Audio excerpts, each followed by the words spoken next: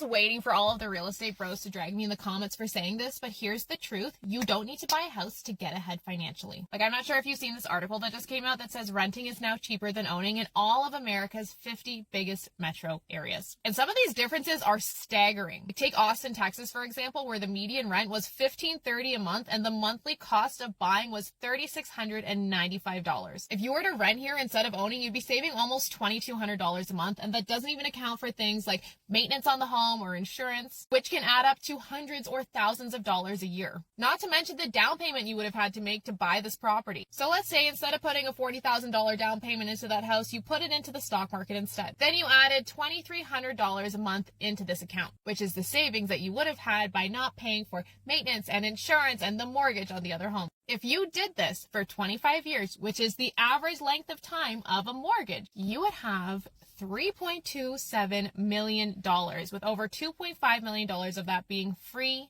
money. This $3.2 million would spit off over $131,000 every year in income, in perpetuity, without risk of running out of money. You could then use that $131,000 to cover all of your other living expenses, including your rent. The person who instead bought the home would have paid hundreds of thousands of dollars in interest, tens of thousands of dollars in maintenance on the home. And while yes, they may now have a paid off home, they still have to go to work to pay for things like property taxes and maintenance and insurance and their other lifestyle costs. If you can rent for less than the unrecoverable cost of home ownership and invest the difference, you can 100% come out ahead. And now hold on, because I feel the angry comments coming. Okay, I am pro home ownership. Before you tell me how you would never rent, how there's an emotional ROI, how you've benefited from the unnatural price appreciation we've seen over the last decade. I get it. I own my home, and even though I understand I could have made more money investing it and that I'm just living in my money, the emotional ROI for me is higher. What I'm trying to say, though, is that most people forget your home is a liability first and foremost. You must go to work to pay for it every month, even when the mortgage is done. Additionally, home ownership, not an option for everyone. And saying that those people are doomed to a life of financial instability just because they don't have a house as a forced savings plan is incorrect. Because here's the tea. Lots of wealthy people choose to rent, and lots of people who own homes are struggling financially. If owning a home was the simple path to wealth, we wouldn't see mortgage delinquencies on the rise. I'd rather have a $3 million investing portfolio than a paid off $500,000 house. If you want to learn more about how money works without the bullshit, check our link in bio to get started.